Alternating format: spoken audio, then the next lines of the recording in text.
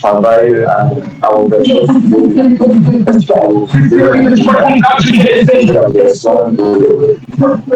supérieur. Alors, vous avez parlé de est-ce que la mise en scène peut arriver de l'authenticité à une photo? Je dirais non, parce que l'authenticité vient de la photo elle-même. C'est parce que la photo est prise qu'elle est authentique, parce qu'elle a voulu qu'elle soit représentée d'une certaine manière, parce qu'on a capturé en regardant quelque chose qu'elle devient authentique. Donc, mais est-ce qu'une émotion peut être authentique sur une photo? C'est là que les choses commencent à se passer.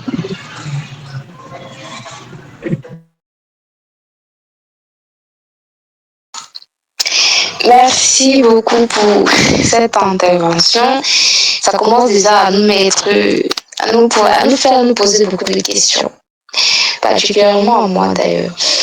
Si est-ce que je connais réellement la photographie et tout. Je vais poursuivre avec Yann. Yann, toi qui travailles également dans la photographie, est-ce que tu recherches davantage à contrôler l'image ou laisser le moment te surprendre? Ça renvoie tout le temps à l'authenticité. Merci.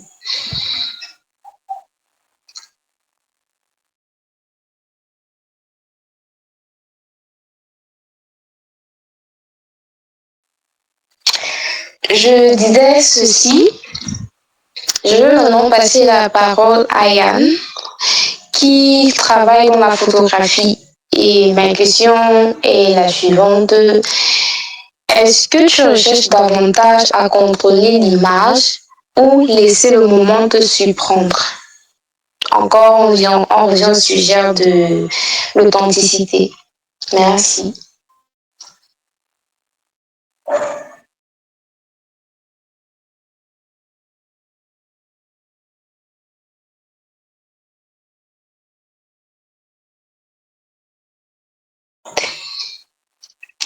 Bon, on dirait que Yann n'est pas là. Ok. On va directement aller avec Ahmed. Ahmed, est-ce que selon toi, le photographe doit montrer la réalité telle qu'elle ou peut-il construire une réalité qui correspond à son intention artistique? Ok, bonsoir déjà, je suis Ahmed Yasser Mouchilingala, photographe portraitiste. Je travaille à la structure Pixel Afro Héritage. Là maintenant, je reviens sur votre question, vous demandez si la mise en scène enlève l'authenticité à une image. Je dirais non. Pas forcément. Mettre en scène une image n'enlève pas automatiquement l'authenticité de l'image, parce que mettre en scène d'abord fait appel au côté artistique du photographe. Ça fait appel à son sens artistique. Il peut demander à une personne de se placer, regarder vers une direction, prendre telle pose, peut-être sauter. On peut mettre en scène sur plusieurs formes. Donc, dire que mettre en scène une image retire l'authenticité de l'image, c'est complètement faux. Il y a des images complètement mises en scène qui peuvent véhiculer quelque chose, véhiculer un message. Supposons une image mise en scène par un photographe dans un décor assez complexe. Là, c'est une image d'abord terriblement difficile à reproduire et très authentique. Mais je reviens sur le fait si la mise en scène maintenant est faite pour reproduire une réalité. Supposons qu'il y a eu, c'est pas trop, un événement et un photographe décide maintenant de refaire la mise en scène de l'événement pour pouvoir prétendre que c'est l'événement-là, ce n'est plus authentique. Parce que l'événement est passé, ça c'est en que de vouloir tricher. Il en que de vouloir mettre en scène ce qui est passé et truquer la chose. Mais si la mise en scène vient complètement d'une idée originale, c'est authentique, à mon humble avis. Merci.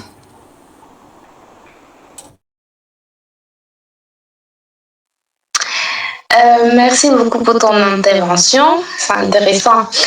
Maintenant, je me pose une question. Où commence la mise en scène et où s'arrête la sincérité? dans le fait que si déjà, par exemple, on prend le cas de cet événement où on reproduit une photo, c'est déjà, je dirais, d'après vous, c'est déjà une mise en scène. Mais si, de mon point de vue, on prend la photo, même si elle est mise en scène et qu'elle devienne sincère, c'est pas possible. Je sais pas, expliquez-moi. J'aimerais mieux comprendre. Ok, merci pour la question. La limite entre l'authenticité et la mise en scène, c'est pas trop la limite qui à ne pas franchir dans la mise en scène, c'est d'abord le plagiat que vous êtes en train d'évoquer. Tant qu'une image, pour moi, tant qu'une image est entièrement pensée, entièrement réfléchie, entièrement construite et venant du photographe, je peux mettre, supposons en studio photo, je peux mettre en scène une personne, je ne sais pas si elle peut partager l'écran. On va voir, là c'est une image complètement authentique.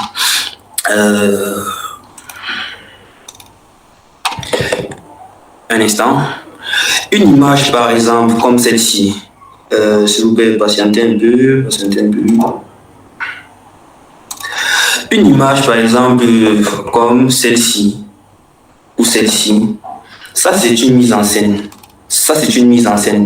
Mais comme l'image n'est pas une reproduction, n'est pas un plagiat, l'image garde son authenticité parce que c'est une personne qui s'est assise, qui a pensé à l'image, qui a réfléchi sur l'image, qui a essayé de commoditer tout ce qui peut entrer dans l'image, composer. C'est l'image est complètement pixelée, on peut dire fabriquée pièce par le photographe. Mais au cas où cette image a été prise par un autre photographe, et c'est pas dans un événement, dans un truc bien précis dont il garde complètement, et c'est pas un événement qui le photographe garde, supposons, les droits d'auteur, et moi j'essaie de reproduire maintenant en faisant passer cette image pour l'image authentique.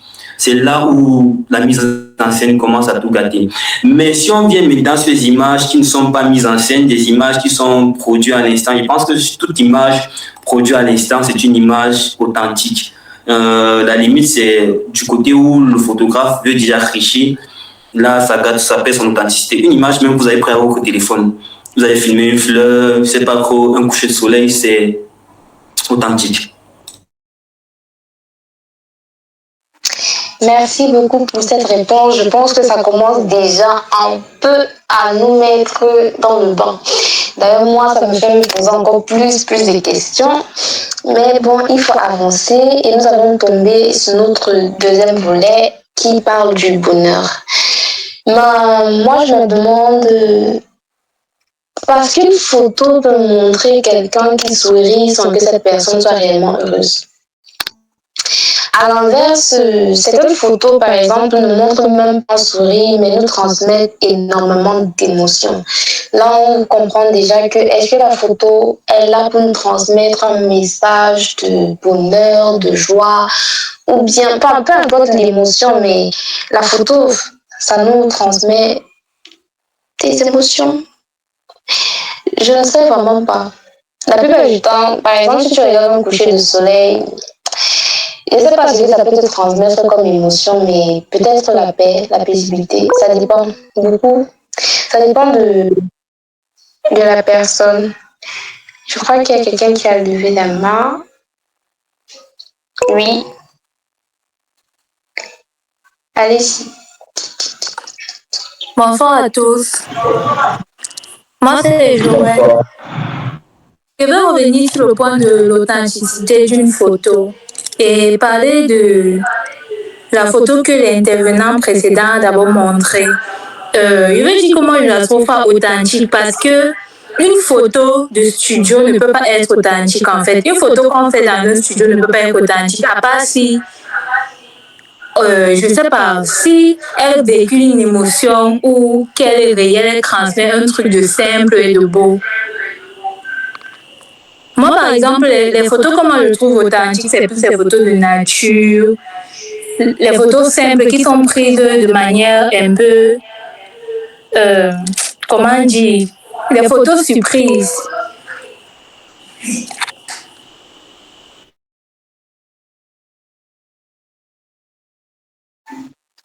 Nous allons prendre une seconde question, je ne sais pas.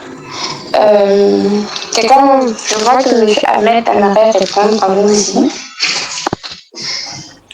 Ok, bonsoir mademoiselle Joël. Je comprends très bien vos préoccupations autant pour moi. Mais on va juste revenir sur la définition simple du mot authentique sans même gratter sur le côté photographie. Authentique, c'est juste quelque chose qui est vrai, réel, sincère ou fidèle. Quelque chose qui garde son origine ou sa nature. L'authenticité ne vient pas de la spontanéité. Quelque chose qui est authentique n'est pas forcément spontané, ce que je veux dire. Une image prise en studio est authentique. D'ailleurs, il y a plusieurs prix de photographie, de WordPress qui ont été gagnés par des images prises en studio. Une image prise en studio est complètement authentique. Vous essayez de confondre, c'est pas trop l'instant, l'image spontanée, l'instant et l'authenticité. L'authenticité, supposons vous dire que vous êtes authentique, ça veut dire que vous êtes, c'est pas que vous êtes vous. Vous êtes vous-même, vous êtes vous-même exceptionnel, propre à vous. Et je pense qu'il y a tellement d'images prises en studio qui véhiculent même plus d'émotions que des images réelles. Je sais pas si en disant comme ça un peu essayer d'évoquer, je pense, de la nature. Ça, c'est beaucoup orientation de la beauté photographique, bien de beaucoup orientation de l'authenticité. Mais c'est pas vrai dans tous les référentiels photographiques. Merci. Merci beaucoup pour votre réponse, mais malheureusement, nous devons maintenant avancer avec le prochain volet. Sinon, on ne va pas avancer vraiment, on ne va pas finir ce soir.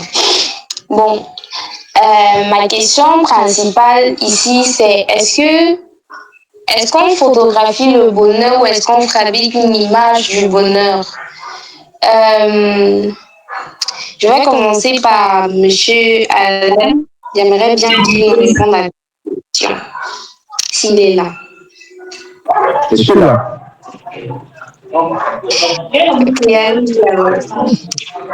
D'accord. Merci de nous passer la parole. J'aurais bien intervenir sur le précédent question, mais il va de l'ordre de la séance de l'échange. Alors, est-ce qu'on photographie le bonheur? Je dirais déjà qu'il y a un problème dans l'énoncé même de la thématique. Le bonheur n'est pas quelque chose qui se montre sur une image. La joie, oui. La joie peut être montrée sur une image. Parce que c'est deux concepts différents. La joie est une émotion, un sentiment. Mais le bonheur est un état général. Quelqu'un qui se lève le matin, qui est fatigué, mais qui va quand même travailler, peut être heureux, peut baigner dans le bonheur parce que ses efforts font vivre sa famille, même s'il a mal, il ne va pas forcément sourire pour cela.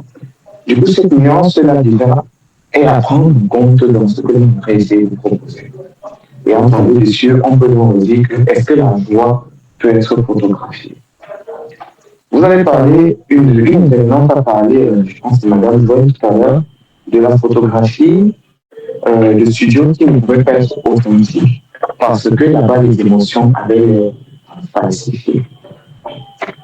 Je suis dans cette thématique parce qu'elle nous montrait par là que quand on veut être sincère, il n'y a pas d'artifice à rajouter. Quand on va dans la nature, on voit un arbre et c'est cet arbre-là qui va véhiculer l'émotion qu'il est censé véhiculer. On ne va pas le tordre, qu'il ajoute quelque chose d'autre. C'est vers ça qu'elle est en train de s'orienter. Donc, cette joie-là, est-ce qu'elle peut être vraiment graphiée? Moi, je dirais non. Non, parce que ça va manquer de quelque chose de sincère. On peut vouloir véhiculer avant avec cette photo, mais cette joie, si elle n'est pas prise dans une spontanéité, dans un aspect concret de réalisme, qui peut même pas être véhiculé, cette joie à d'autres personnes qui vont voir, ce ne sera pas vraiment. Je vais m'arrêter.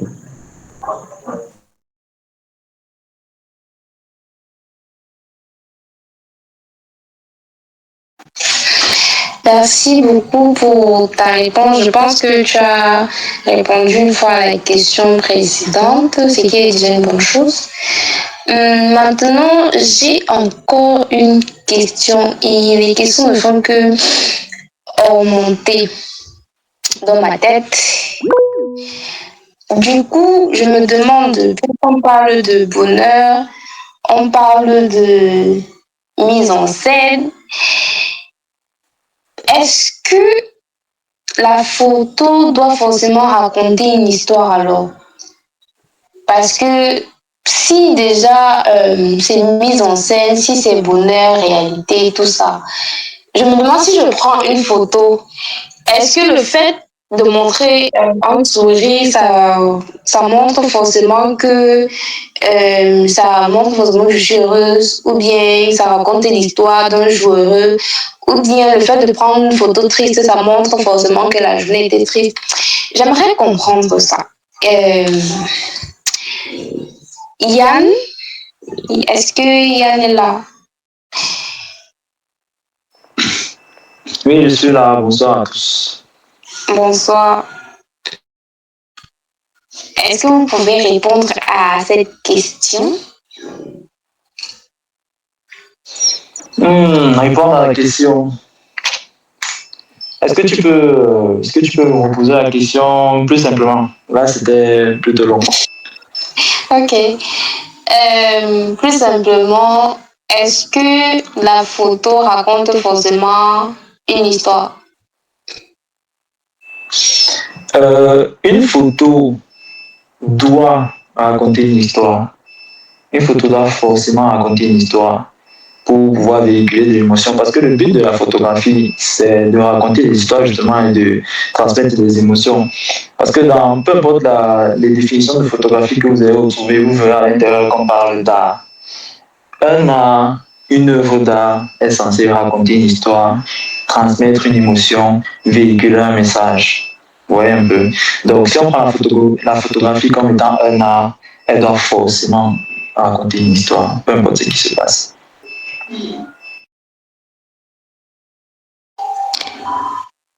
Et que dites-vous alors du bonheur? Du bonheur sur une photo, du bonheur sur une image, de la réalité, de la fiction? Bon, déjà, ce que je vais dire risque peut-être de mener à un autre débat, mais c'est quelque chose d'important dont on doit parler. Qu'est-ce qu'on appelle authenticité, qu'est-ce qu'on appelle mise en scène et qu'est-ce qu'on appelle prise sur le vif. C'est important de comprendre ça. Pourquoi? Parce que tout à l'heure, je crois que c'est Alan qui nous a parlé d'un arbre. Il a dit que il faudrait, si on voudrait prendre un arbre, si on marche dans la forêt et qu'on se rend compte qu'il y a un joli arbre et tout, qui nous a peut-être fait ressentir quelque chose, qu'on voudrait le filmer pour que les autres ressentent la même chose. La réalité, c'est que quand il parlait de on ne va pas tordre l'arbre et on va juste prendre une photo, la réalité, c'est que c'est pas vrai. C'est très loin d'être vrai. Si tu prends juste une photo de cet arbre-là, il y a de très fortes chances que personne ne ressente ce que tu as ressenti en voyant cet arbre-là. Tout simplement parce que quand on prend une photo, le principe de base d'une photo ou même d'une vidéo, c'est le cadrage. Tout ce que tu mets dans le cadrage concourt à raconter une histoire et à véhiculer le ressenti que tu as et que tu veux faire, que tu veux donner aux autres. Donc, je reviens sur l'exemple de l'arbre. Pour filmer cet arbre de sorte qu'il rende les gens tristes ou bien qu'il rende les gens heureux, il va falloir que tu te déplaces. Il va falloir que tu positionnes ta caméra d'une certaine façon. Il va falloir que tu fasses entrer dans ton cadre certains éléments comme d'autres arbres, comme les feuilles mortes, comme par exemple la lumière du soleil, comme par exemple si ça. Là, je vous pose une question. À partir du moment où tu dois, oui ou non, faire entrer certains éléments dans le cadre de ta photo, est-ce qu'il ne s'agit pas de la mise en scène? Déjà, petite précision, tout le monde ici n'est pas photographe super. Je sais pas comment je vais dire ça, mais bon, je pense que vous avez compris.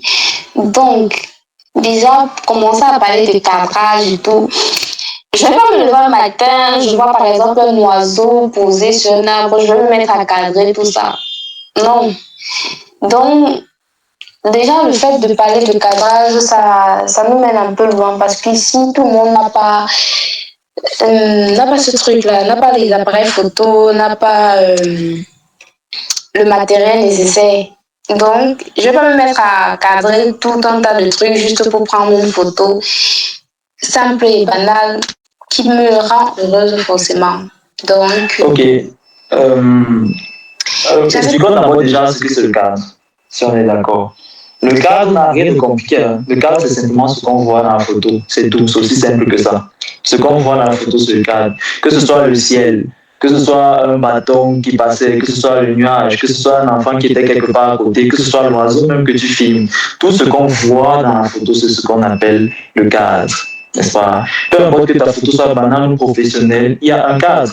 Là où tu te positionnes pour filmer ton oiseau, le fait que tu aies décidé de zoomer ou pas, si tu as décidé de mettre ça en noir, bon, ça c'est même pas le cadre. Si tu as décidé de filmer ça plutôt sur la gauche de ton image ou plutôt sur la droite de ton image, tout ça, ça entre dans le cadre. C'est le cadre. Et donc, la façon dont tu vas filmer cet oiseau, peut-être parce que tu n'es pas professionnel, comme on va dire entre guillemets, tu ne te rendras pas compte que les gens ne vont pas ressentir ce que tu as ressenti en voyant cet oiseau, parce que tu as mis l'oiseau sur le coin de l'image. Tout simplement, c'est le principe de base qui fait d'ailleurs qu'on dise qu'une photo soit bonne ou mauvaise. Si tu veux filmer quelqu'un et que, je sais pas, son bras gauche se retrouve complètement coupé, ça devient une photo mauvaise. Et même si l'intention derrière photo était de faire en sorte que les gens soient heureux parce que le gars souriait. Le simple fait que la moitié de son corps soit en dehors de la photo, le fait que la photo ne nous fait plus rien ressentir du tout. Donc c'est aussi simple que ça le cadre. Et c'est donc pourquoi je demande, si pour qu'une photo fasse ressentir quelque chose à quelqu'un, il faut qu'il y ait certains éléments à l'intérieur. Il faudrait qu'on filme un truc en particulier, qu'on l'encadre, qu'on zoome ou qu'on dézoome, qu'on essaye de dire aux enfants à côté que non, quittez, ne mettez pas dedans parce que je filme l'oiseau. Qu'on veut éviter que le film, le courant qui passe en haut ne sorte sur l'oiseau. Est-ce que ça, ce n'est pas de la mise en scène? C'est de la mise en scène. C'est de la mise en scène. À un moment, on est en train de s'égarer du sujet, mais bon. Je ne vais pas répondre à tes questions sans vouloir vraiment t'offenser. Non, t'inquiète. C'est juste pour dire, c'est pas terminé. En fait, c'est juste pour dire que ton temps de parole est déjà fini. Donc, si on peut répéter l'ordre des choses, ça ferait vraiment plaisir, tu vois. Parce que déjà, je t'ai éloigné vraiment du sujet, je parlais du cadrage. Et en fait, le bonheur, pour moi, le bonheur à travers une photo, ce n'est pas forcément que ce soit joli ou bien. Si, par exemple, je prends une photo, vice-versa, comme ça, et puis je mets ça fait plaisir, ça change. En fait, je pense que la mise en scène commence déjà dès lors qu'on veut que la chose soit parfaite. Ça, c'est déjà un point qu'il faut noter. Bref, maintenant, j'ai une petite réflexion auquel j'aimerais que vous répondiez, tout le monde participe un peu. Peut-être que le bonheur n'est pas quelque chose qu'on fabrique devant l'objectif. Peut-être que l'objectif ne fait que garder une trace de quelque chose qui existait déjà. Je me demande si vous êtes d'accord avec cette idée. Je ne sais pas si vous avez compris. Je vais répéter. L'idée, c'est que est-ce que le bonheur n'est pas fabriqué devant l'objectif et peut-être que l'objectif ne fait que garder une trace de quelque chose qui existait déjà. J'aimerais que vous me partagez un peu votre point de vue sur cette idée avant que nous ne passions à autre chose. Je commence par Ahmed. Excusez-moi, j'ai eu un petit problème là, mais je suis de retour. Je peux. Allez-y. Ok. Vous vous demandez si le bonheur est fabriqué via l'objectif ou c'est quelque chose qu'on avait déjà. Répondre à cette question, c'est un peu difficile parce que il y a des fois, vous voyez une image, quelqu'un qui sourit, il affiche un très beau sourire. Or, il a juste affiché pour l'instant de la photo. Il a juste affiché pour représenter la photo. Donc, dit que le bonheur dépend de la composition de l'image. Bon, zoomer, comme vous dites, dit que le bonheur dépend de la composition de l'image, c'est faux. Et on va encore corriger, comme Alain avait dit, le bonheur, c'est un état. On va plus parler de joie, de l'émotion véhiculée. Mais je dirais que mise en scène, spontanéité, si on voit déjà les différentes choses qui nous font penser à quelque chose qui évoque la joie, là, la joie intervient. Par exemple, je vais prendre un exemple pour répondre aussi à Alan. Généralement, pour faire les pas de mariage, on fait souvent ce qu'on appelle le save the date. on filme le couple joyeux qui présente peut-être le bague, ils sont joyeux. Là, vous n'avez pas me dit qu'ils ne sont pas joyeux parce qu'on les a pris, on les a placés soit en studio, soit à l'extérieur, ou c'est passé une mise en scène. Vous n'avez pas me dit que ça, c'est pas le bonheur parce que c'est une mise en scène. Non. On peut faire une mise en scène qui représente une réalité. Ils sont heureux, ils vont se marier, mais maintenant, pour représenter ça, on doit avoir une image parfaite. Faire une image parfaite ne veut pas dire qu'on a envie de quitter l'authenticité, ne veut pas dire qu'on a envie de faire un fake. On peut représenter en mise en scène une réalité qui est vraie et qui véhicule beaucoup de joie. Pas de bonheur, parce qu'il y a des maris qui ne sont pas heureux. Et beaucoup de choses aussi. Je ne sais pas si j'ai un peu répondu, parce qu'en plus j'ai entendu parler de temps de réponse. Donc je vais m'arrêter là. Merci beaucoup. Oui, alors, monsieur Arnaud Kobo, vous avez une question, une réponse. Merci de répondre. Ok, bonsoir encore. Vous allez excuser les cours, je ne peux pas faire autrement avec l'équipement que j'ai devant moi. J'ai souhaité une très belle journée de la photographie à tous les photographes et tous les passionnés de photos qui sont avec nous ce soir. Je suis Arnaud Kodo, le président de l'Estol Cabao, j'ai plus besoin de me présenter. Donc, j'ai une fois entré dans le vif du sujet. Il y a quelques jours, j'ai été le sujet, du moins pour la première fois, j'ai été le sujet d'une séance de shooting. Et au résultat, justement, lors de la sortie des résultats, toutes les photos où on m'a justement demandé de prendre telle ou telle pose, faire telle ou telle position, sourire comme ci, sourire comme ça, honnêtement, ne m'ont pas plu. Parce que je ne ressens pas justement, je ne sais pas pourquoi, ce que je suis censé ressentir. Par contre, toutes les photos qui ont été prises par surprise sont celles qui ont été même les meilleures. Je ne sais pas comment est-ce que l'homme m'expliquera ça. Je suis avec ceux qui sont pour la mise en scène.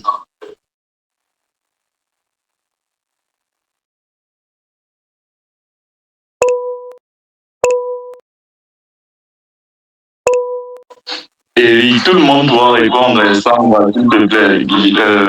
Que tous les intervenants donnent leurs réponses. Oui, allez-y. Vous allez m'accorder un instant d'absence. Ok. Tu étais dans une séance shooting, on t'a prise en photo, tu étais plus heureux des images prises en surprise. Là, c'est ta perception de l'œuvre. Mais je suis sûr que si on vous pose la même question au photographe ou une autre personne qui était placée là, il devrait dire que les images où tu regardes le photographe, où tu fais ceci, c'est pas trop sont magnifiques. Là, c'est ta perception de choses. Tu as peut-être une autre idée de ce qui doit être une photo, peut-être ce qui doit être ton visage à toi ou tes émotions à toi. Peut-être tu n'es pas photogénique quand tu es face au photographe. Désolé du terme, mais ça existe. Peut-être quand tu es face au photographe, tu n'es pas photogénique. Tu veux plutôt des trucs qui.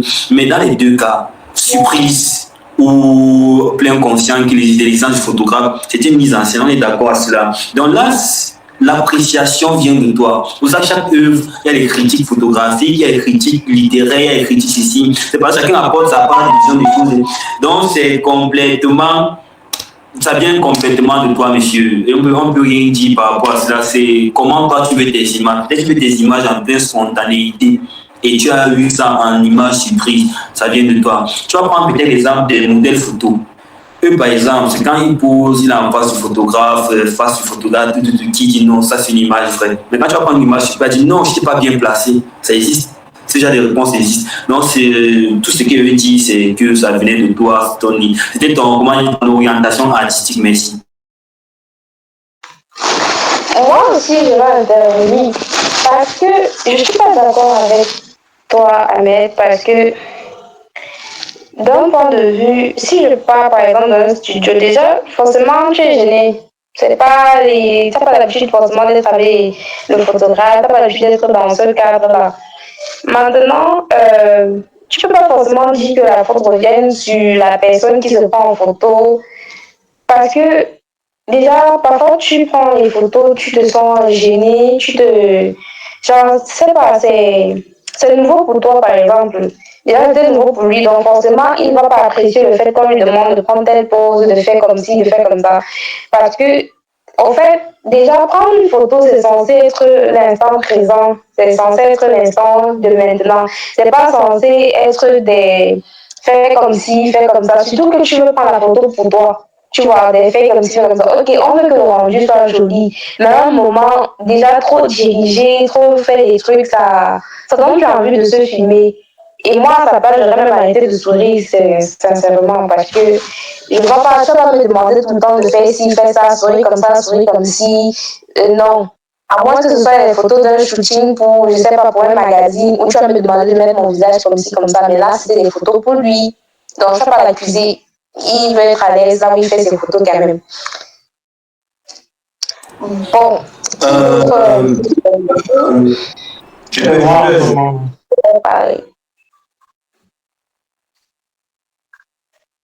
Tu peux parler. Lucas? Oui. Oui. Bon, déjà, pour revenir sur ce qu'Ahmed disait, Ahmed n'a pas accusé, il n'a pas dit que c'est de la faute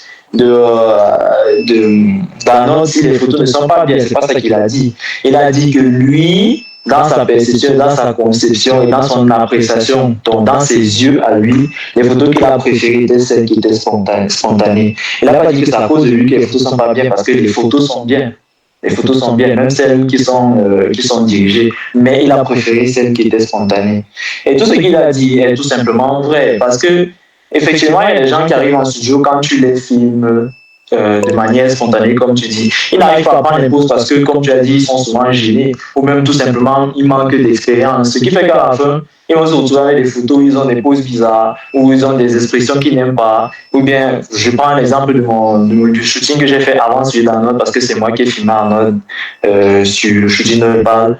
La fille n'aimait pas ses dents. Elle n'aimait pas ses dents. Quand elle souriait de manière spontanée, elle faisait sortir ses dents et ça la déplaisait à un niveau, tu n'as pas idée. Donc, elle préférait quand elle était concentrée et qu'elle faisait son sourire, son beau sourire comme elle aime. Toutes les photos où elle souriait naturellement que j'ai prises par surprise, elle a demandé à ce qu'on les supprime parce qu'elle les détestait, tout simplement. Ah, c'est pour revenir sur ce qu'il disait. Maintenant, je vais me permettre de vous montrer un peu deux photos, s'il vous plaît. Si j'arrive à le faire ici.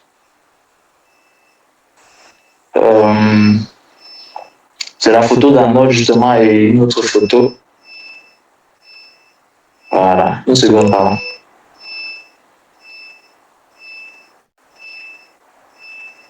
Ok, vous voyez l'écran.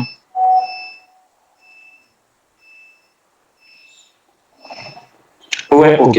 Voilà, donc, voici la photo d'Arnold en question.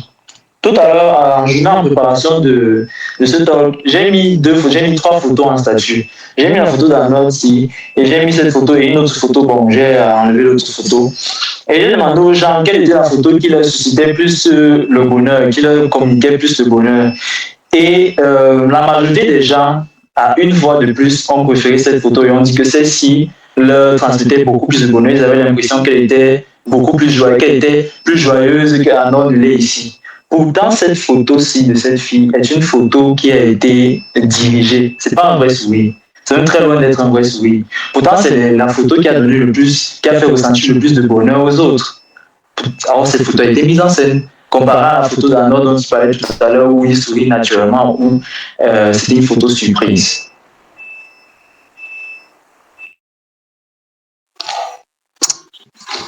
Ok. Intéressant. Déjà une question intéressante. Est-ce que tu peux prendre la parole, pardon? Allez-y. Je ne suis pas très d'accord avec ce que tu viens de dire parce que le but d'une photo, il y a un aîné en photographie et il nous a expliqué ça. Le but d'une photo, c'est de plaire au sujet. Si la photo ne lui plaît pas et que toi, tu te dis la photo est technique, elle est bien cadrée, la lumière, tout. Techniquement, elle est bien. mais le sujet, celui qu'on est en train de filmer, ou les personnes à qui tu vas montrer la photo, si ça ne les plaît pas, si elles ne ressentent pas ce que tu veux traduire à travers cette photo, ça ne sert à rien. Pour moi, c'est une image morte. Elle ne va pas, si tu ne réussis pas à faire en sorte que quelqu'un ressente ce que tu essayes de faire ressentir à travers cette photo, elle ne sert à rien pour moi. Et si déjà quelqu'un vient pour se filmer, comme M. Arnaud a dit que ces photos ne lui plaisaient pas, tu as dit que non, ça ne veut pas dire que c'était de l'aide photo. Pour lui, c'est de l'aide photo. Pour lui, ça ne lui plaît pas, donc les photos ne sont pas bien. Bon, il ne croyait pas son point de vue, mais il a dit que les photos ne lui plaisaient pas. Du coup, que tu dises que non, c'était quand même de belles photos, pour moi, c'est pas ton point de vue qu'on veut, hein. C'est le point de vue du sujet, son appréhension, s'il aime la photo qu'on a fait de lui, et bon, s'il est capable de montrer à quelqu'un ou de, par exemple, partager, accrocher chez lui et tout. C'est le but d'une photo. Bon, moi, c'est ce que je pense. Donc, dis que la photo ne te plaît pas, mais une belle photo, moi, je ne pense pas que ce soit vraiment une bonne façon de penser. Bon, c'est pas ce que j'ai dit, c'est pas réellement ce que j'ai dit. C'est pas ce qu'il a dit, il n'a pas dit ça. J'ai justement dit que ça dépend, que la photo est belle justement dans l'œil de ceux qui les voient. La photo, c'est pas parce que ça a été pris de manière spontanée qu'elle est belle, c'est justement si les spectateurs et ceux à qui on montre la photo ressentent l'émotion du bonheur que la photo est belle. Ce qui veut dire qu'une photo mise en scène peut effectivement mieux transmettre le bonheur qu'une photo spontanée. C'est exactement ce que j'ai dit. Exactement. Ok, merci beaucoup pour toutes vos interventions, mais on va pas rester sur le sujet. Il faut qu'on avance. Ou bien quelqu'un aimerait encore répondre. Alan? Oui, merci de me passer la parole. Déjà, il y a un petit problème dans les propositions des images qui ont été données. Un léger biais qui peut nous faire croire que nos intervenants sont totalement raison. L'idéal aurait été mieux de comparer les mêmes sujets dans des situations à la fois de spontanéité émotionnelle présentée et de mise en scène complète. Il y a des photos qui peuvent être prises par les mêmes sujets qui peuvent véhiculer la joie encore mieux dans cette même thématique-là, qui peut véhiculer encore mieux la joie parce qu'ils ont été spontanés du même sujet à l'autre. Il y a beaucoup de cas qu'on ne connaît pas comment ils sont quand la joie les prend spontanément. On va essayer de fabriquer l'idée de ce que l'on se représente et essayer de s'en rapprocher. Voilà pourquoi est-ce que je vais souvent dire, et très souvent même, que la mise en scène des émotions ne sera jamais, comme une l'a cité au début de cet échange, complètement authentique. Parce qu'on est déjà en train d'entrer dans la mise en scène, en effet. Je m'arrêterai là pour qu'on ne perde pas trop de temps.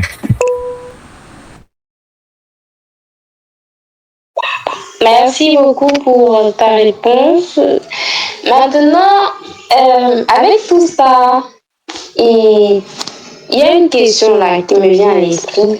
Et d'ailleurs, ça renvoie à notre prochain point que nous allons aborder. Comme tout à l'heure, on a présenté les deux photos de Arnold et d'une autre jeune dame. Et il a posté la photo sur les réseaux et il a demandé quelle photo on préférait. Maintenant, ça me fait me poser une question et c'est intéressant. Est-ce qu'on photographie désormais nos vies ou bien on photographie désormais une image juste pour les réseaux sociaux ou bien c'est pour la vivre? Donc, mes très chers intervenants, je vais commencer par Ryan, s'il peut répondre à cette question, parce que ça a Bon, la réponse est claire et facile. De nos jours, les gens font souvent des photos pour faire des photos. En réalité, aujourd'hui, on filme, on shoot à toutes les occasions, à tous les moments, de manière banale, de manière précise, que ce soit important ou pas. Et on ne vit plus du tout rien. Ça, c'est une vérité. Et c'est un truc que, avec Alain ou bien tous les autres photographes, je pense qu'on a déjà eu cette conversation. Le simple fait que la technologie a pu mettre entre les mains des gens des appareils photo, ça a gâté tout. Ça a gâté tout. C'est comme tu parlais tout à l'heure de l'oiseau. Tu te lèves, tu vois un oiseau, tu trouves ça beau, tu filmes, tac. Tu n'es plus en train de vivre la beauté de ce bel oiseau qui était, je sais pas, derrière un magnifique coucher de soleil. Le temps que tu as pris ton téléphone peut-être pour mettre l'appareil et tout, pour zoomer, machin, fait tout ça, peut-être la belle lumière du coucher de soleil a disparu, tu n'as pas vraiment vécu cet instant. Donc pour moi, aujourd'hui, en fait, on ne vit plus vraiment les instants et on filme simplement. On filme simplement. Nos galeries sont devenues des cimetières, des moments qu'on n'a jamais vraiment vécu. J'ai envie de suivre. Qui disait par qui on peut parler. Bon, je disais que j'avais envie de suivre juste après lui, mais j'ai coupé le micro parce que le mot doit être tout puissant. Et c'est Alan, c'est ça? Ou bien Oui. c'est Alan. Ok, allez-y. Pour suivre, et je ne vais pas complètement être en opposition avec ce qu'il dit. Aujourd'hui, on filme beaucoup plus pour rien, mais j'ajouterais qu'on filme beaucoup plus pour plaire à autrui.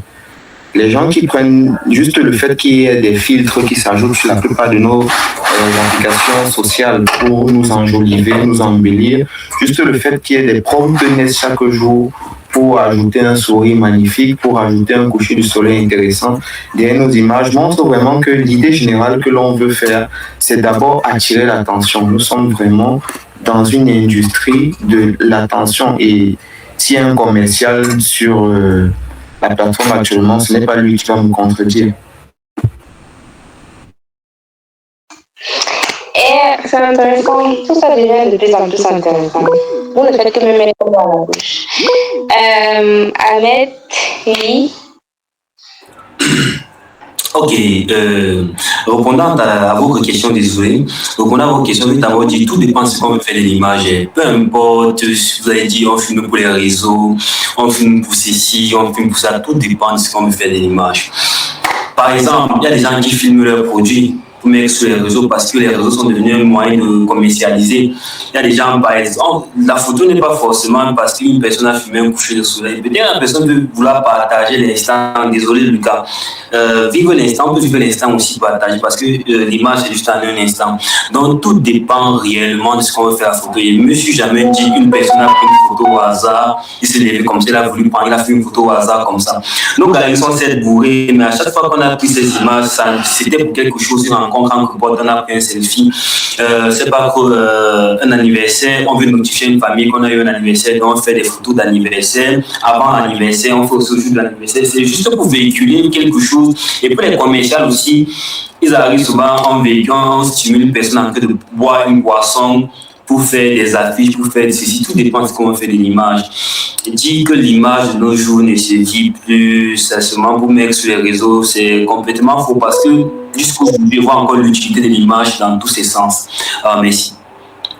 Pas l'utilité de l'image, on voit encore l'utilité de cette image amateur. Cette image amateur, la preuve, c'est qu'il y a même plus de scènes qui se passent souvent. C'est parce que quelqu'un a son téléphone qui filme, dit voilà l'accident qui s'est passé tel endroit, tel endroit, tel endroit. Ça aide. Ça me pousse à me poser une question, enfin à te poser une question désormais.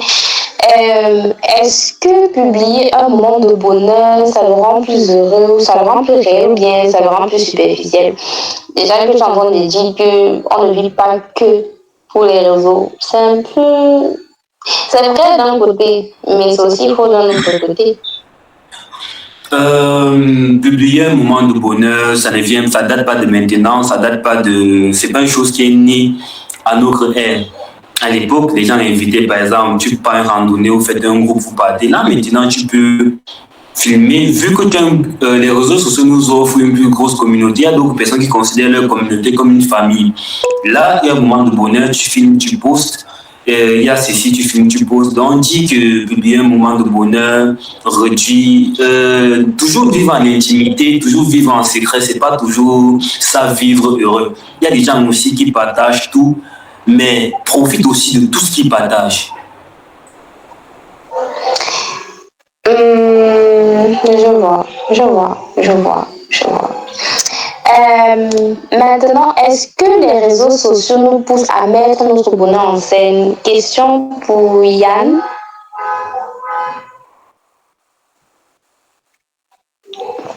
Est-ce que les réseaux sociaux nous poussent à mettre notre bonheur en scène? Bon, oui, forcément.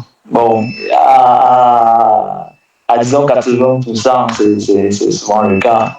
On veut forcément montrer sur les réseaux qu'on vit bien, qu'on s'amuse, que la vie est belle, machin, tout ça, tout ça. Moi, je prends l'exemple d'un ami. Bon, je sais pas si ça va convenir, mais je prends l'exemple d'un ami qui, quand il part dans un restaurant, il prend une dizaine de photos. Déjà, il part avec plusieurs habits différents, donc peut-être deux, trois vestes. Il prend plusieurs photos, il mange et tout avec les différentes vestes et consorts. Et est-ce que vous savez ce qu'il fait de ces photos? Il poste ces photos tout au long de l'année pour faire croire en fait qu'il va souvent dans ce restaurant et il s'amuse souvent là-bas. Alors que c'était une seule journée, c'était peut-être 1 heure ou 2 heures de temps. Donc, ça pour moi, ça suffit déjà à dire que les réseaux sociaux nous poussent à capturer notre bonheur, entre guillemets, à mentir. Merci pour cette intervention, c'était un peu drôle. Et enfin, est-ce qu'on photographie parfois le bonheur que l'on veut avoir plutôt que le bonheur que l'on ressent? Question pour Alain. C'est seulement à moi que ce genre de questions arrive. Il y a une complexification concrète dans ce que vous êtes en train de proposer. Redis-moi encore un peu la question. Mon cerveau a bugué un instant. Ok. La question c'est, est-ce qu'on photographie parfois un bonheur que l'on veut avoir plutôt qu'un bonheur que l'on ressent? Ça, c'est quelque chose de métapsychique parce que on photographie d'abord un bonheur que l'on veut figer dans le temps, avant toute chose.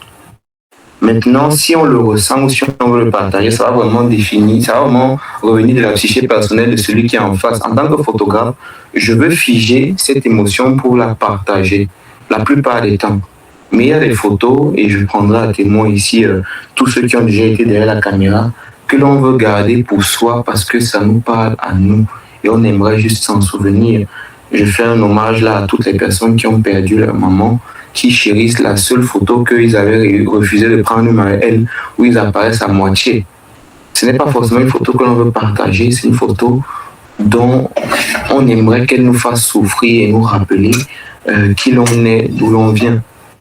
Voilà pourquoi je dis que cette question est assez méta. Elle est assez méta. Elle va vraiment dépendre de cela. Si mes collègues peuvent argumenter, ils pourront le citer. Merci beaucoup pour cette réponse. Ça m'a touchée. Ça m'a touchée parce que ça me rappelle à quel point parfois on regarde les photos des gens qui sont partis. Même si sur la photo il y avait un sourire, même si on était triste, on garde la photo comme un souvenir, comme un espoir, comme un rappel mémoire en fait. Et c'est très touchant ce que tu viens de dire. Maintenant, je vais poser les questions à mon public, à notre public.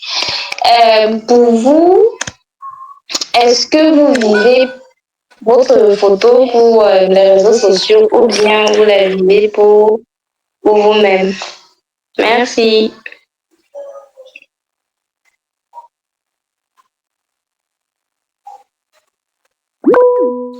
Alors, oui.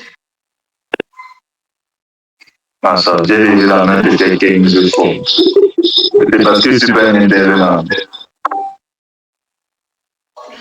Ok. Non, ça veut pas vivre. Je vais dire que l'avènement des réseaux sociaux ont carrément bousculé ou bien réorienté la manière de percevoir les photos. On est quitté d'une approche émotionnelle à une approche fonctionnelle. Mon ami Yann aime souvent dire que c'est du mainstream, c'est ce qui passe. Tant que la photo elle est belle, je suis désolé de le dire, mais la population médiatique va dire qu'elle est émotionnelle. Pourtant, ce n'est pas vrai.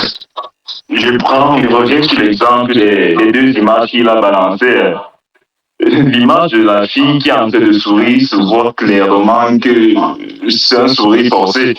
Mais elle est jolie. En plus, c'est une fille. Donc, je ne sais pas si vous voyez où je veux en venir. On va un peu où tu vas en venir. Guillaume, oui. Guillaume, like, I don't know. Oui, Guillaumette, oui. Bonsoir encore. Bonsoir. Peut-être moi, je veux aller dans une idée bien différente, mais ça traduit toujours, ça répond toujours à la question que tu as posée. Moi, particulièrement, je préfère être derrière la caméra, tu vois. Être devant là, c'est pas pour moi, j'aime pas les photos. J'aime pas. Donc, les quelques rares photos qu'on a prises de moi, je n'ai jamais, il y a peut-être 2 ou 3 qui m'ont plu, vraiment. Du coup, dès que je vais avouer, je vais poster, non, je vais toujours les garder pour moi, qu'elles me plaisent ou pas.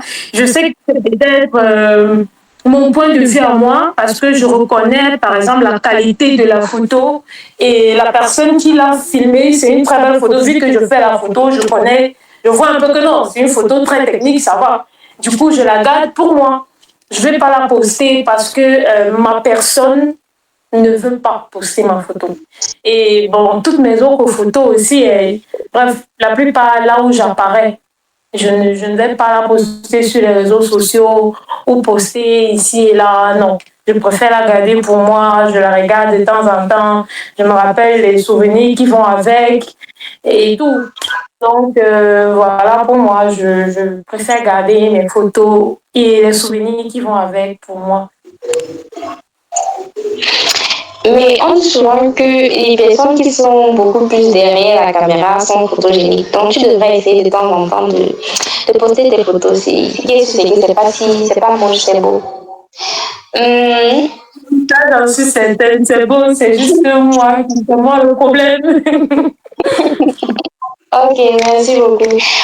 Oui, Jacqueline, tu voulais intervenir. Si c'est une fille ou c'est un garçon. On t'écoute.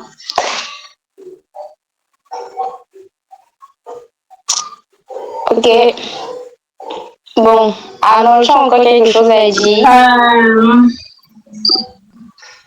Je peux. Ok, vas-y.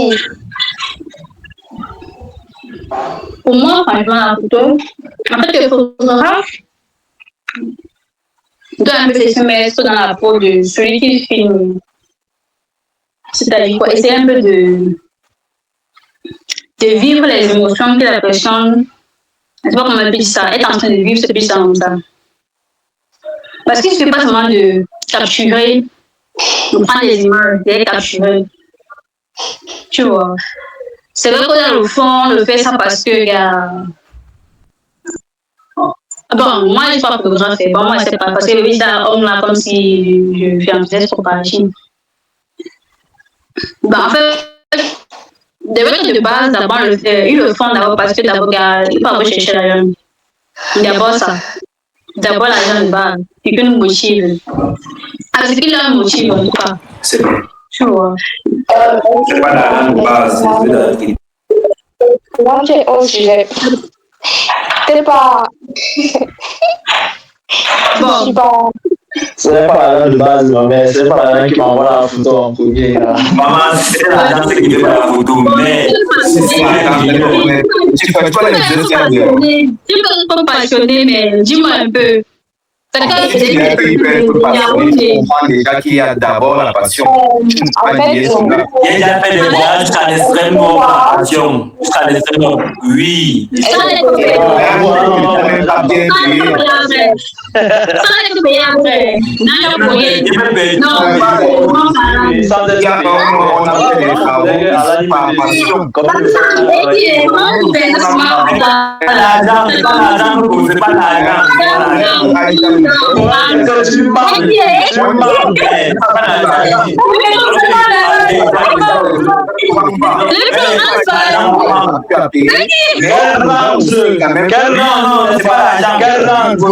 pas l'argent, tu manques, il faut sortir.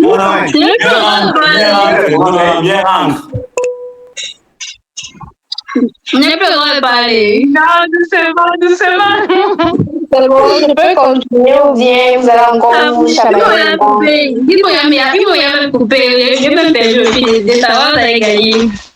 Non, tu commençais à mal. Non, bon, ça va, non, ça va. Vous, disons que c'est pas bon, moi.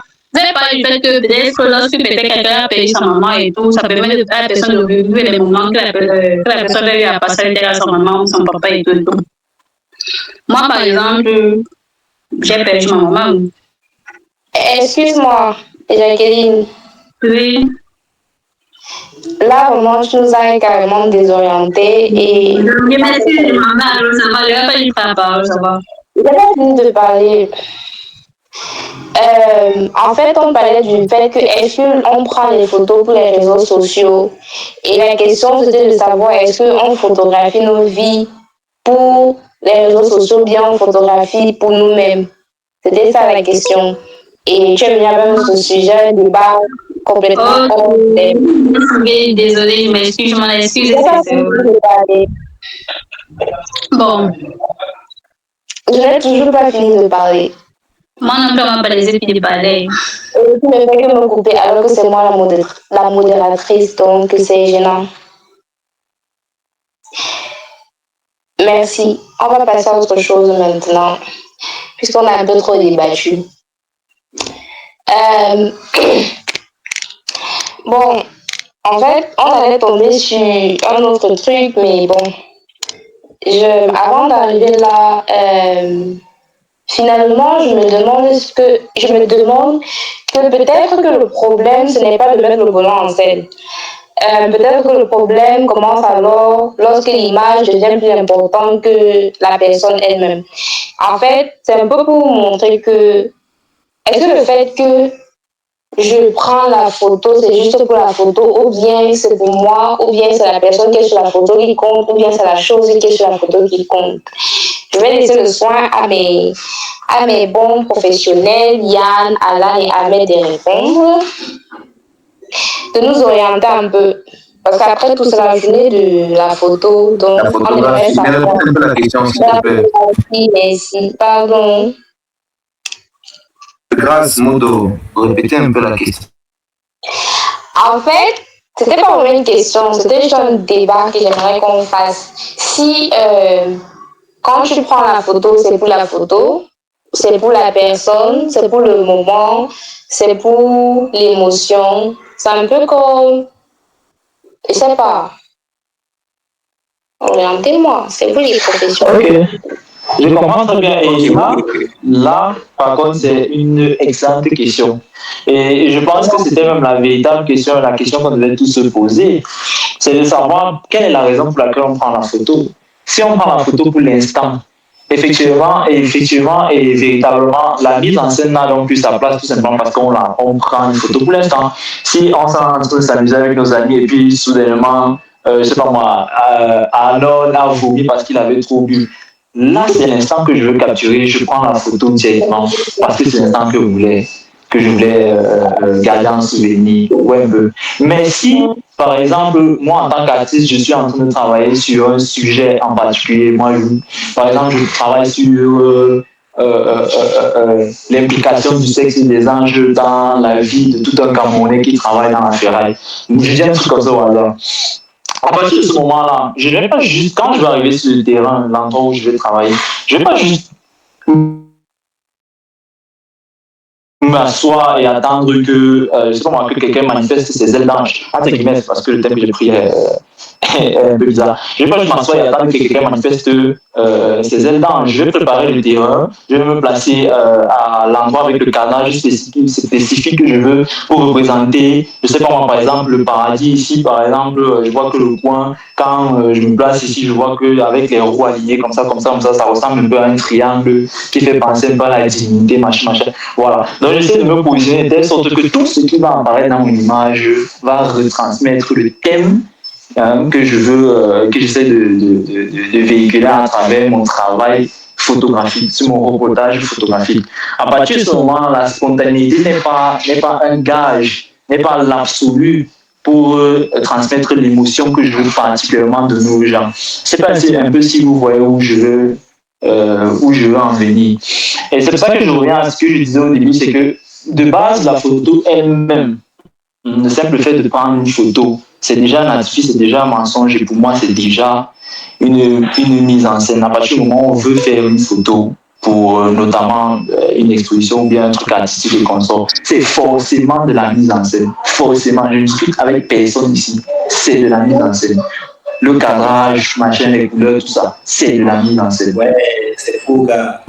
Je te dis que c'est de la mise en scène. Si tu choisis la couleur rouge sur ton arrière-plan pour pouvoir rappeler que ton personnage est en couleur, c'est de la mise en scène. Si tu filmes un enfant qui sourit, mais que derrière... Bon, attends, juste un exemple.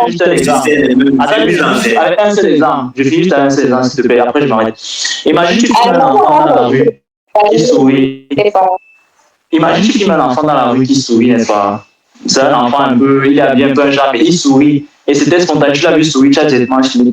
Mais sauf qu'en le filmant, dans la position dans laquelle tu étais, tu n'as pas vu que derrière, il y avait la décharge. Et dans la décharge, là, il y avait sa mère avec ses petits frères qui étaient en train de mourir, de faim qui mouraient. Tu vois un peu. Tu n'as pas vu le background qui était derrière. Dans ta photo, on ne voit pas ce background. Tu as juste filmé l'instant où l'enfant souriait. Cette photo est une mise en scène parce qu'elle ne transmet pas la réalité. Elle ne transmet pas la réalité ni l'émotion réelle que le petit ressent à ce moment-là, ni même ce que ceux qui sont autour voient.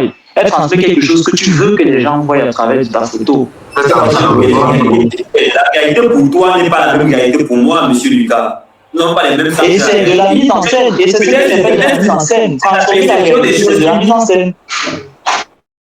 Non, je ne peux pas être d'accord avec ça, monsieur Lucas. Non. Restons.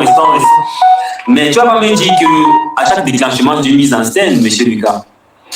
À partir du moment où tu veux transmettre un message avec ta photo, avec une composition et tout ça, ça devient de la mise en scène. C'est de la mise en scène. Le cadrage même d'une photo, c'est littéralement coupé 99%. La photo de famille, c'est mise en scène. La photo de famille d'un séminaire, c'est mise en scène puisqu'ils sont mis tous ensemble pour que tu les filmes. Bon, maintenant, lors de la présentation, c'est mise en scène. Lui, il a envie de présenter et toi, tu es là, tu filmes. Et là, si les photographies, c'est une photographie, une personne assise sur un banc public en train de lire, là, c'est mise en scène. Oui, c'est mise en scène. Non, monsieur Alan, monsieur Lucas, il va un peu. L'antagonisme principal déjà. Non. Mais oui, celui qui est souvent, c'est mise en scène parce que même l'angle que tu choisis pour prendre cette image, tu le choisis de ton point de vue. Vous voulez dire que la photographie est en gros une mise en scène? Le problème que toi tu vas définir, c'est qu'est-ce que tu entends par mise en scène? Est-ce que dans la mise en scène, la mise en scène, c'est comme dans la mise en scène, il y a quelque chose de réel, de non falsifié? Je vais prendre un exemple réel sur moi. Je m'en vais photographier des matchs de foot, des matchs de ceci. Dès que je photographie directement, je balance des images. Vous voulez dire juste le fait que j'ai photographié, j'ai cadré, tout ça, c'est des mises en scène. Or, ces éléments qui sont passés ne sont pas des mises en scène. Je suis désolé pour vous. Ou on a des définitions différentes des mises en scène. Je suis sûrement c'est ça. La photographie ne peut pas être définie comme une mise en scène. Vous voulez interroger même les IA, interroger même n'importe quoi, aller même vers les spécialistes. On ne peut pas définir la photographie comme une mise en scène. Sinon, ça mérite pas de déjà, au point de vue, sont tous divergents. On ne peut pas forcément Maintenant, il y a aussi d'autres qui aimeraient parler. Et là, vous ne faites que monopoliser la parole. Donc, on va commencer d'abord par Arnold. Et puis, on va passer à Florent. Ok. Et j'ai dit la rage à lancer envers Yann et Alan. Avant de photographier un élément, c'est parce qu'on l'a vu. Est-ce que le fait de voir un enfant sous nous dans un certain angle, c'est aussi de la mise en scène que nos yeux ont fait? Non, mais arrêtons ça. C'est parce qu'on a vu ça sous cet angle-là que l'on veut photographier la même chose sous cet angle. Il n'y a pas de mise en scène à l'intérieur. De la même façon, dès le moment où on t'invite à un séminaire, c'est pour que tu captures des images spontanées de tout ce qui va se passer à l'intérieur. Même chose pour les mariages. Ils vivent leur vie, vous demandent juste de filmer. Et je vais retomber sur le fait que dès le moment qu'une photo elle est studio, c'est là où on parle de mise en scène. Après, vous parlez souvent de photos en extérieur aussi, mais je crois que vous voyez ce que je veux dire. Les photos en studio n'ont presque, vous ne même pas dire qu'elles n'ont rien de spontané, parce qu'elles sont toutes manipulées. Dès le moment où on parle de mise en scène, ça veut dire que vous influencez le comportement du sujet. Et si vous influencez le comportement du sujet, on perd de l'émotion. Je voulais parler C'est pas ça, la mise en scène. La mise en scène, c'est plutôt le président du sang à travers la photo. C'est ça que tu manipules pas les gens. Si on avance ensemble, aussi dit que le regard c'est une mise en scène, vu qu'on oui, c'est justement ce que ça veut dire que le regard est une mise en scène. Regarde, si tu filmes un enfant qui sourit, mais que tu as paramétré ton appareil pour que la photo est sombre dans son arrière-plan, l'émotion qui est transmise n'est plus juste de la joie. Non, c'est pas la joie parce que c'est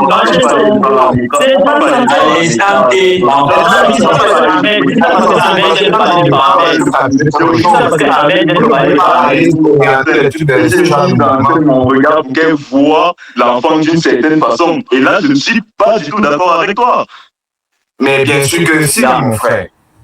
Quand tu arrives, tu vois l'enfant, on va te dire ça pour les pratiques. Derrière, il y a la misère. Et toi, tu dis aussi que le sourire de l'enfant, tu me dis que je n'ai pas pensé de faire une mise en scène. Tu sais, c'est que mon œil,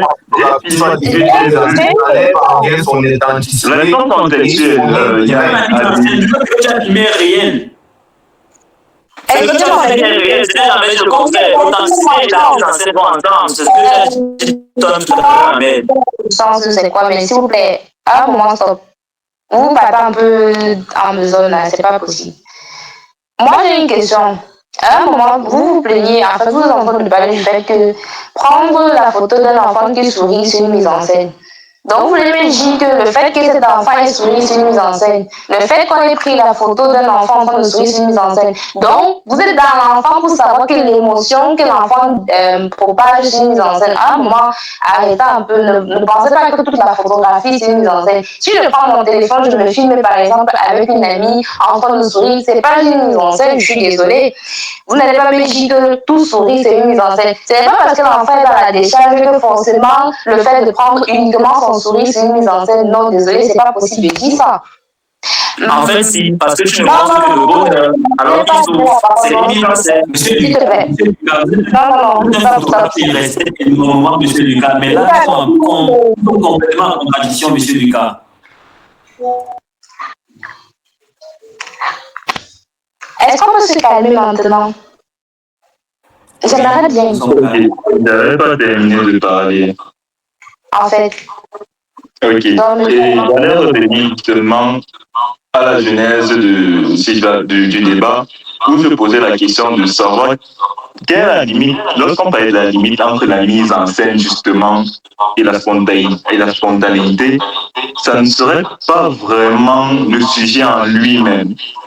Parce que c'est le sujet de la photo qui justifie justement si est-ce que c'est le sujet qui permet de savoir si ici c'est spontané, ici c'est une mise en scène. Parce que dès le moment, comme je le disais, où on manipule le sujet de la photographie, on parle de mise en scène.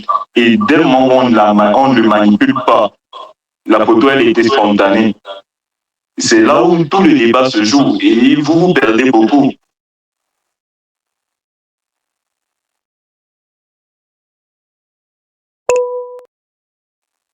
Oui, Flora a aussi quelque chose à dire. Merci beaucoup pour ton intervention, Arnold.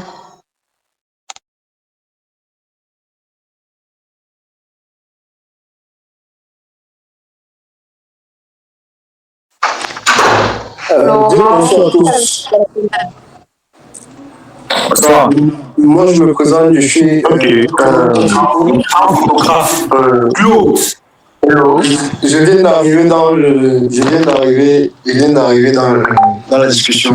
Et du coup, je ne sais pas trop sur quelle thématique on était fondés, mais. Bonsoir, monsieur, c'est Bichou. Ok. Un très grand photographe. Donc, il pouvait même rejoindre aussi le panel. Ce monsieur, c'est l'un de mes formateurs. c'est intéressant. En fait, on est en train de discuter sur est-ce que le fait de prendre une photo, c'est pour capturer l'émotion, l'instant présent, ou bien c'est juste une mise en scène, c'est pour les réseaux sociaux. Et là, c'était à Florent d'intervenir, si vous permettez. Et puis, bien sûr, on va passer à vous.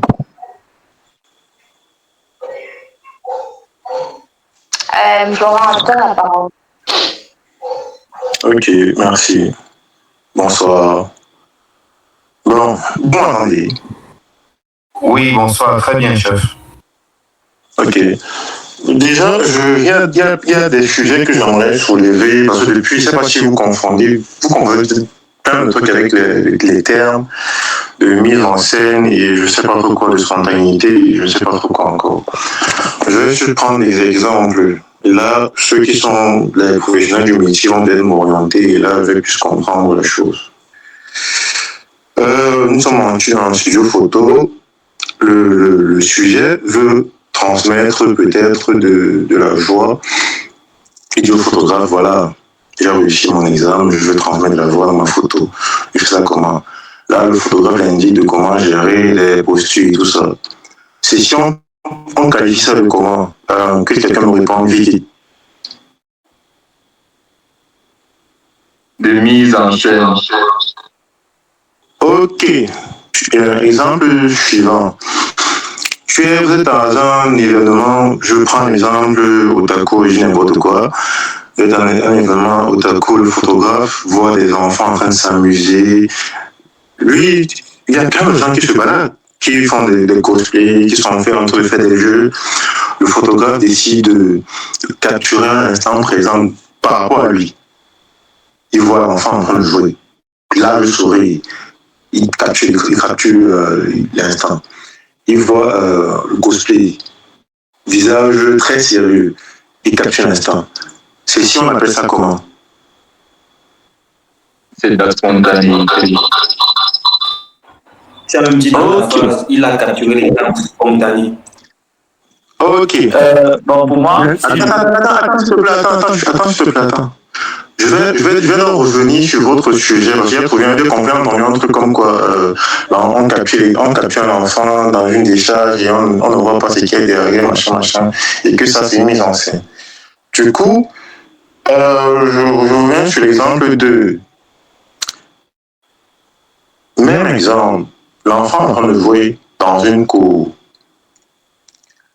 La cour est sale, il y a tout ce qui va, tu ne connais pas ce que sa mère a fait de hier, on ne sait pas trop quoi, s'il a mangé même. Il est en train de jouer, il est content, le photographe prend, tout ça bien, les couleurs sont belles, le soleil est joli, bref, ça s'éclaire bien. Il fait sa photo, il met le fond noir et tout ça. Est-ce que ceci, c'est une mise en scène? Oui, c'est une mise en scène. Oui, c'est une mise en scène. Comment tu es d'accord que le premier exemple, c'est spontané? C'est si tu dis que c'est une mise en scène, pourtant c'est le même exemple. Moi, j'ai dit que c'est une mise en scène partout, justement. Moi, je n'avais même pas répondu. C'est un peu une mise en scène partout. Du coup, la photographie, de façon générale, est une mise en scène par rapport à la personne qui filme. Pas par rapport au sujet, mais par rapport à ce que la personne qui filme veut transmettre comme émotion. C'est ça où c'est exactement ça. D'une émotion que l'on aimerait. Oui, c'est exactement ça. On va cadrer exactement ce que l'on veut que les gens perçoivent dans l'image. Donc, on va ignorer volontairement, que ce soit par le post-traitement, que ce soit par l'angle, que ce soit par la position, que ce soit par la focale qu'on va utiliser pour isoler le fond, pour prendre la personne. Tout ça concourt à une mise en scène. Quand un photographe animalier arrive en forêt et filme un hibou posé sur une branche, il a tendance à isoler le fond. Il utilise un très bon zoom parce qu'on ne veut pas spécialement voir l'arbre sur lequel il est ou savoir s'il y a un serpent qui grimpe dessus. On met en scène cet animal précis que l'on aimerait capturer pour le présenter, que le voici dans son environnement. La mise en scène qui a permis qu'on ne le voit que lui. Et les règles de photographie permettent même souvent de faire cela quand on parle des différentes règles d'or ou bien du quadrillage, c'est parce qu'on veut orienter l'œil vers ce que l'on aimerait que les gens se concentrent. Exactement, et je suis d'accord avec vous. Maintenant, concernant le côté spontanéité, ça veut dire que même dans la spontanéité, il y a une mise en scène fabriquée derrière. Exactement. Merci. Ok. Je pense que finalement, on est d'accord quelque part. Mais là, il y a aussi à Florent pour son intervention. Elle est la même chose à deux fois. Désolé.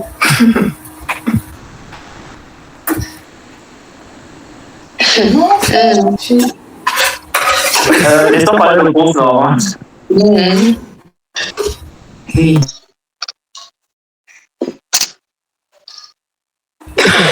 vais mourir.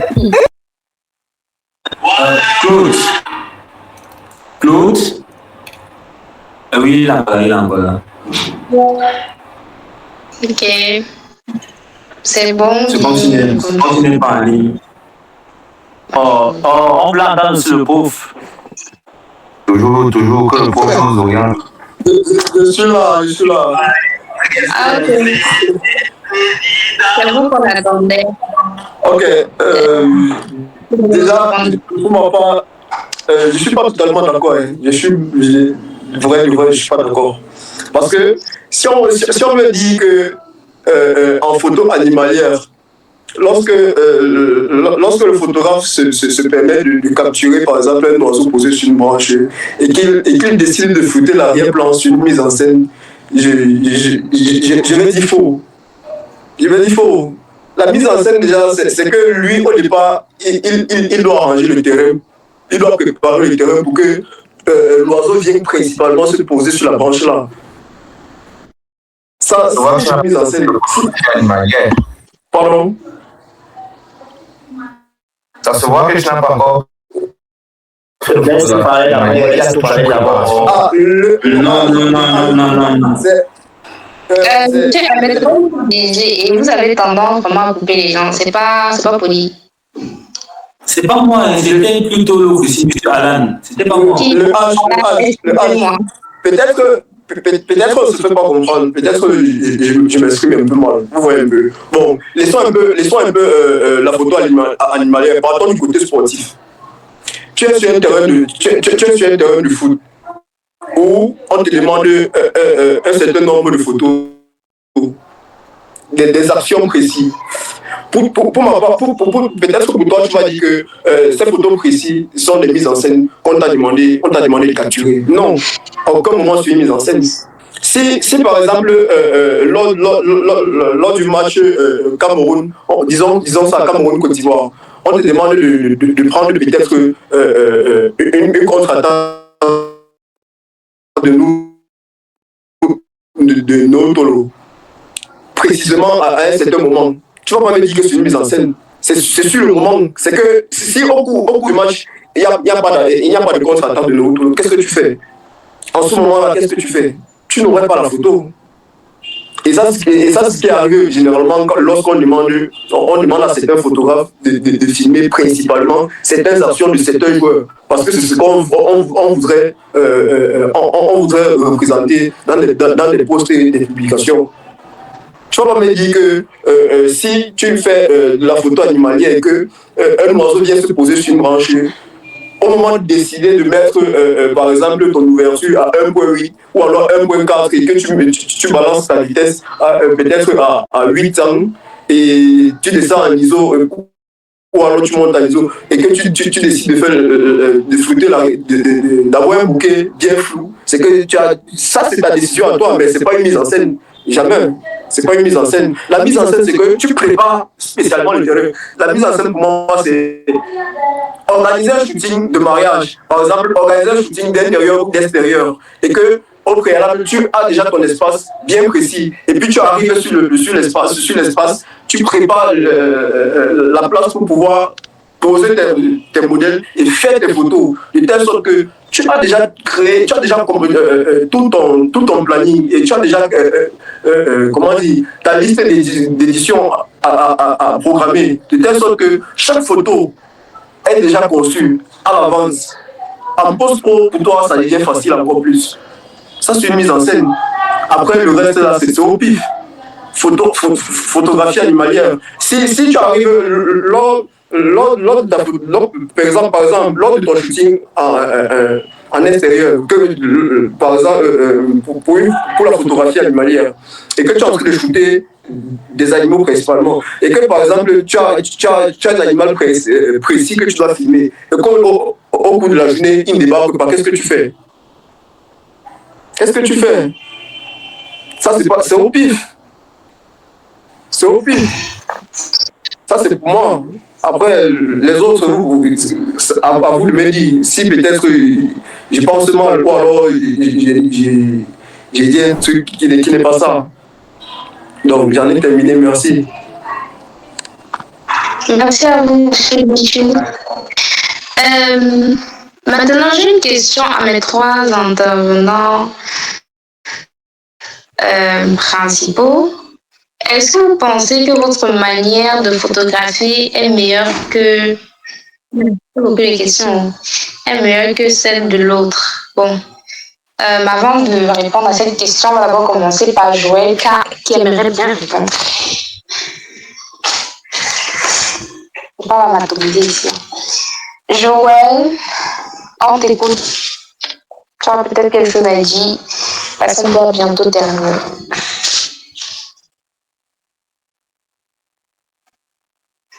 Bon, Arnold, à toi la parole.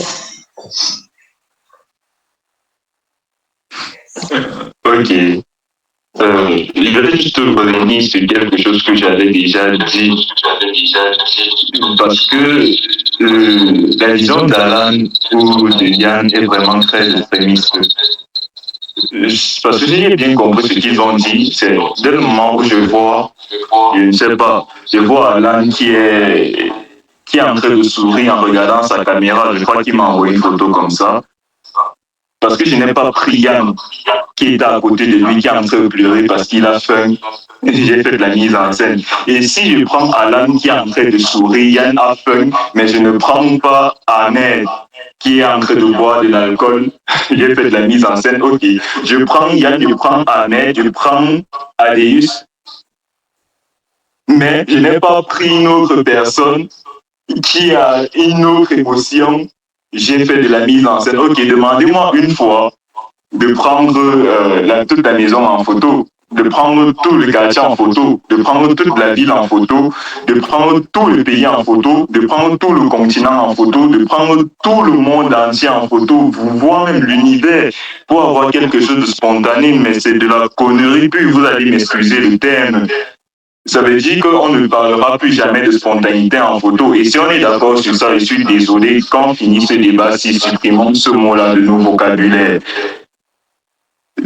Donc, comme ce n'est pas possible, je vais redire ce que j'ai dit tout à l'heure. Dès le moment où on manipule le sujet, c'est là qu'on parle de mise en scène. Si on ne manipule pas le sujet, il n'y a absolument aucune mise en scène dans la photographie.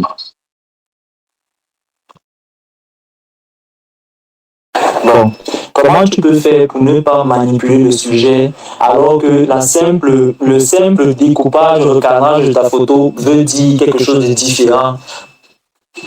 Si la personne est en train de sourire et que tu n'as pas pris à côté qu'il est en train de boire la bière et que sur une autre photo tu as pris en train de boire la bière, on est d'accord que le sujet de la photo est différent. Le sujet de la première photo c'est une personne qui sourit, le sujet de la deuxième photo c'est une personne qui sourit parce qu'elle boit la bière. C'est deux choses très différentes. Pour moi, la composition photographique et la mise en scène c'est la même chose. Et ça revient à dire parce qu'on ne peut pas prendre une photo sans composer. C'est impossible, toute photo est composée. toute photo est composée. C'est le principe de base de la photographie, la composition. Et si on accepte que la composition, c'est la mise en scène, la vérité, c'est qu'il n'y a aucune photo qui n'est pas mise en scène.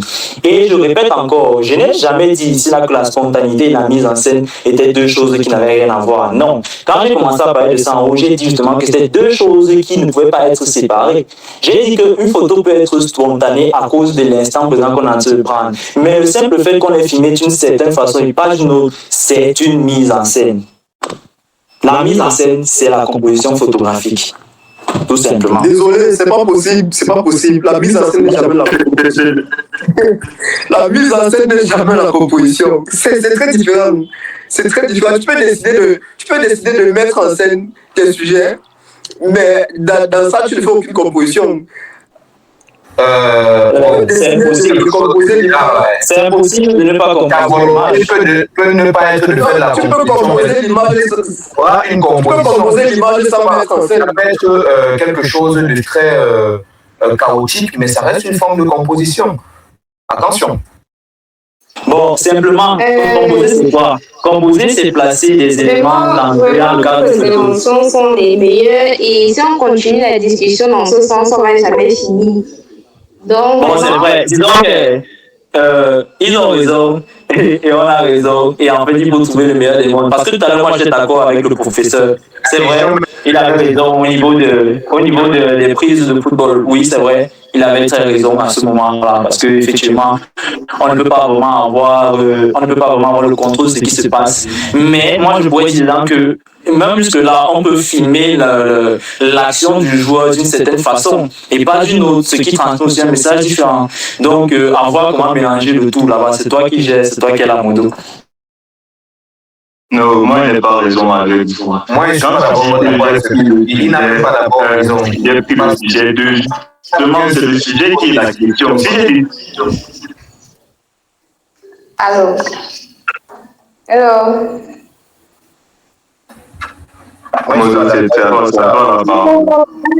Moi, j'aimerais poser une question à M. Bichon.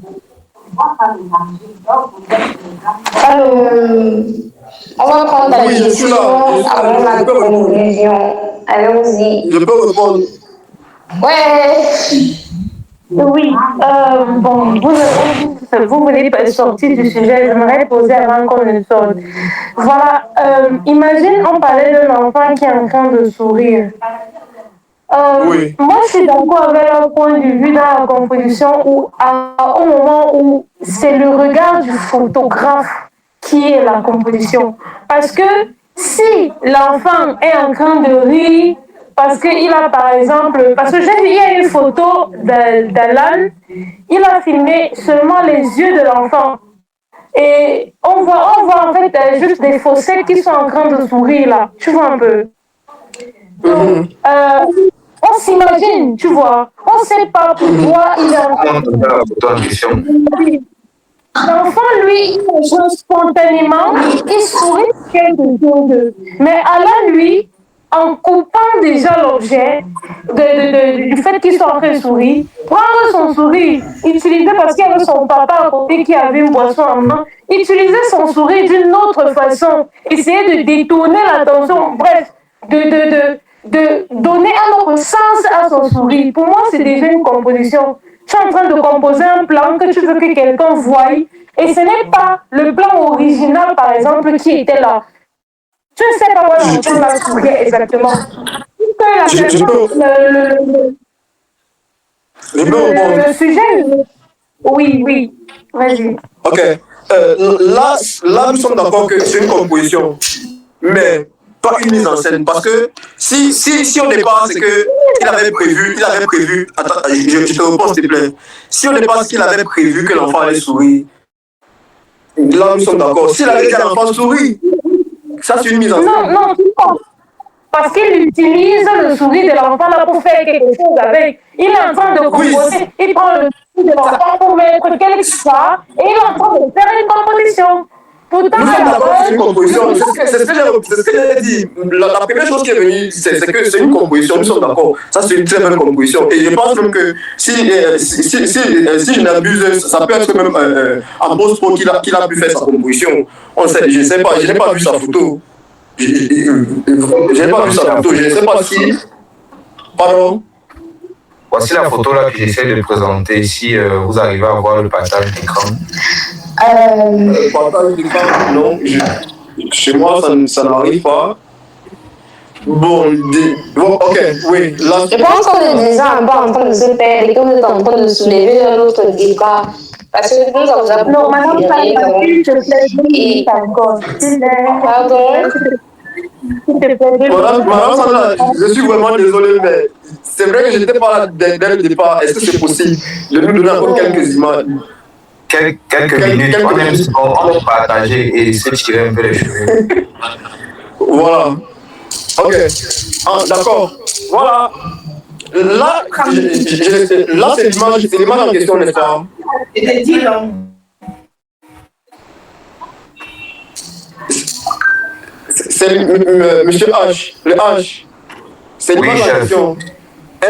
Oui, c'est l'image en question. Voilà, nous sommes d'accord que là, tu n'as pas demandé à l'enfant d'aller vers son papa, nous sommes d'accord. Nous sommes d'accord. Ok, ça veut dire que tu as pris la photo sur le moment. Sur le moment, toutes les photos sont prises sur le moment. Ok, c'est une composition. Ça, c'est une composition, pas une mise en scène. Tu n'as pas demandé. Les deux. Pardon? Non, exprime-toi, je vais mieux gérer. Oui, je disais, tu n'as pas, ici, tu n'as demandé ni au papa ni à l'enfant de se placer de cette façon-là. Et lorsque tu as fait l'image, c'est que c'était sur le pif, sur le moment, et tu as composé ton image, clairement. Tu as composé ton image. Ça, c'est une composition d'image.